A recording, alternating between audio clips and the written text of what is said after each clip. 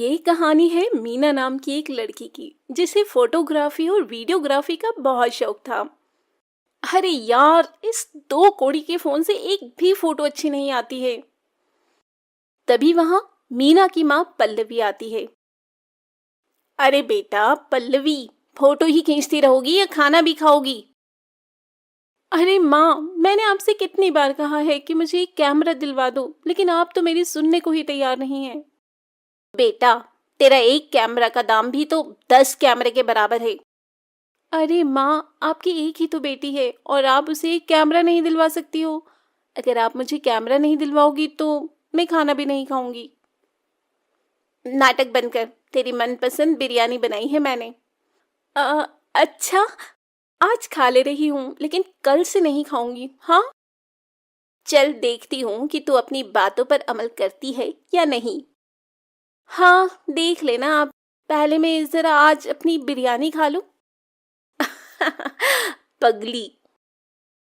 तो Meena dining table पर बैठती है और अपनी बिरयानी खाने लग जाती है। खैर, इसके कुछ दिन बाद एक दिन मीना के पापा ऑफिस से घर आते हैं। ले बेटा, तेरा बर्थडे गिफ्ट। अरे पापा, मुझे जो चाहिए वो तो आप मुझे देंगे नहीं, तो इसका क्या फायदा? अरे बेटा, मुझे मालूम है कि तुझे क्या चाहिए, लेकिन जरा इसे भी तो खोलकर देख ले एक बार। इसमें भी बहुत अच्छी चीज है। खोल ही लेती हूँ अब। इतने प्यार से जो लेकर आए हैं आप मेरे लिए।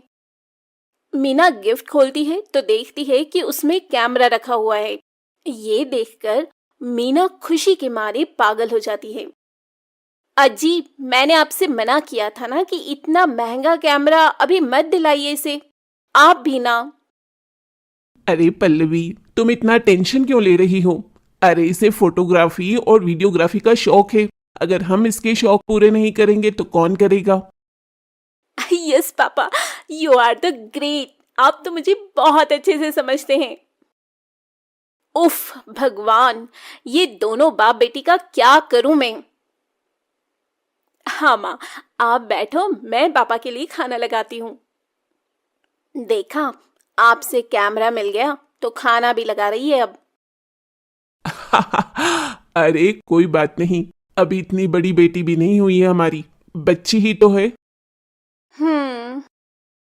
खैर, अब मीना को अपना पसंदीदा कैमरा मिल चुका था, इसलिए वो अब अच्छे अच्छे स्पॉट पर जाकर फोटोग्राफी करना शुरू कर देती है। कि तभी एक दिन जब मीना किसी खूबसूरत नदी के किनारे फोटोग्राफी कर रही थी, तभी उसके पास एक आदमी मुंह में रुमाल बांधे हुए आता है।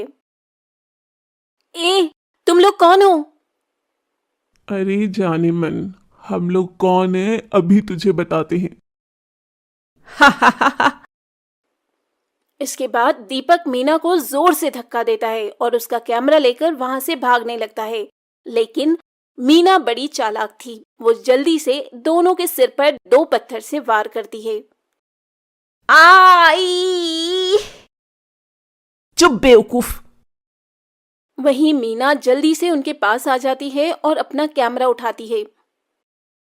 बड़ी चालाक बन रही है ना तू। रुक, तुझे अभी इसी नदी में फेंकता हूं। तब दीपक मीना से उसका कैमरा छीनता है और उसे नदी में फेंककर राजेश के साथ फरार हो जाता है। वहीं दूसरी ओर मीना चुड़ैल बन जाती है। एक तो तुम लोगों ने मेरा कैमरा चुराया और ऊपर से मुझे एक चुड़ैल बना दिया। अब मैं तुम लोगों से बदला लूंगी, बदला। वहीं दूसरी ओर मीना के माता पिता उसके लिए बहुत परेशान होते हैं और उसकी मिसिंग कंप्लेंट थाने में लिखवा देते हैं। खैर, चुड़ैल अब राकेश और दीपक के पास जाती है। मेरा कैमरा चुराएगा तू? रुक, अभी तेरी टांग तोड़ती हूँ और इसका सूप बनाकर पीती हूँ। तब चुड़ैल राकेश के सामने अचानक से प्रकट हो जाती है। चुड़ैल को वहां देखकर राकेश की सिट्टी पिट्टी गुम हो जाती है। क, क, क, कौन है तू? कहीं तू मेरी पुरानी प्रेमिका मंजूली तो नहीं है? अपनी शक्ल देखी आईने में? तेरी कोई पुरानी प्रेमिका भी थी? यकीन नहीं होता। अच्छा, तू मेरा ध्यान भटकाने की कोशिश मत कर, वरना। तुम कोई भी हो, मुझे माफ कर दो, मुझे जाने दो। वैसे मैं इतना बुरा भी नहीं दिखता। हाँ, तू बुरा नहीं दिखता, लेकिन जब तू मरेगा ना, तो तू बहुत ही बुरा दिखेगा।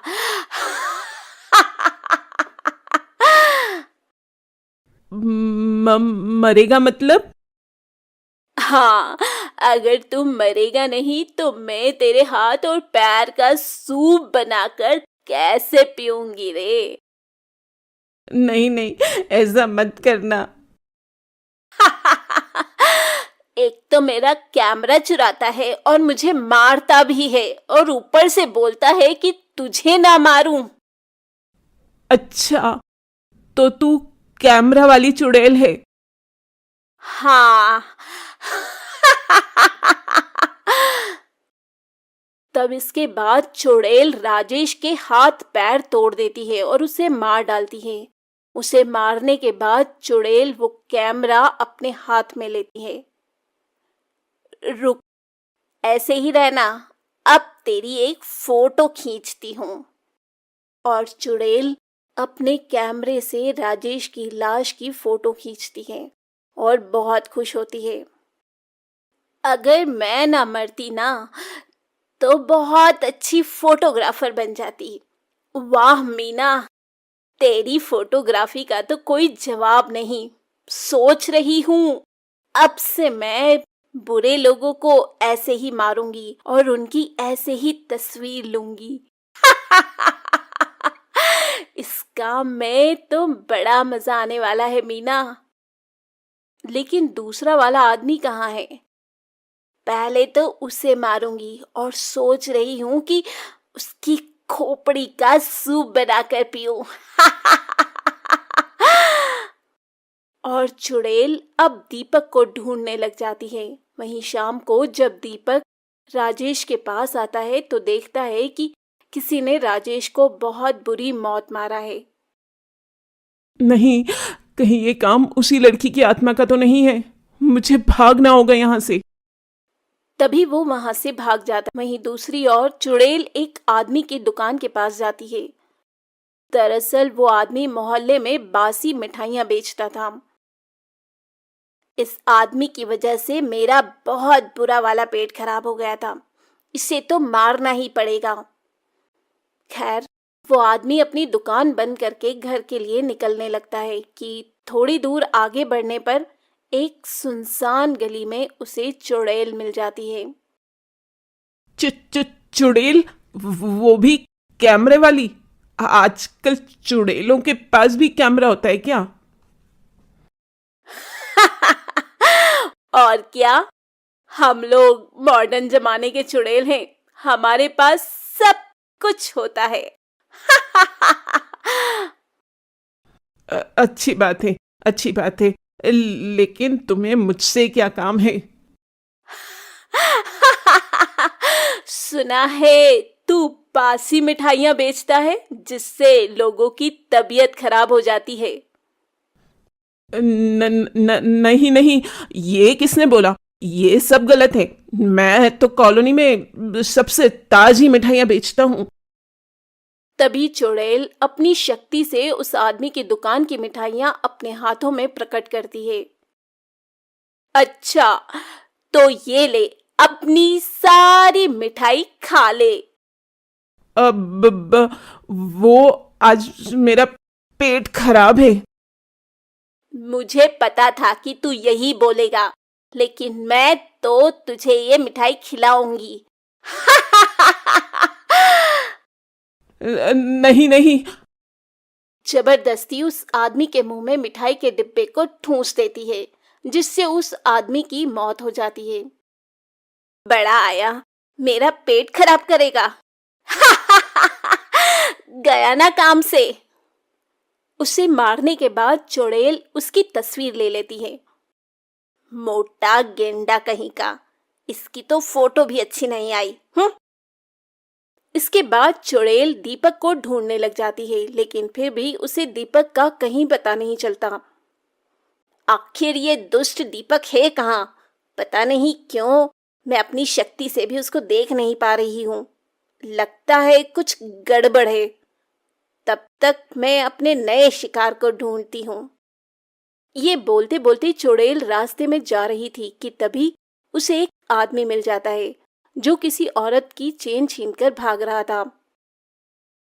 अभी इसको सबक सिखाती हूँ, चोर कहीं का। चुड़ैल उस चोर के सामने चली जाती है। आह, चुड़ैल! अरे चोर, कितनी चोरी करेगा हाँ?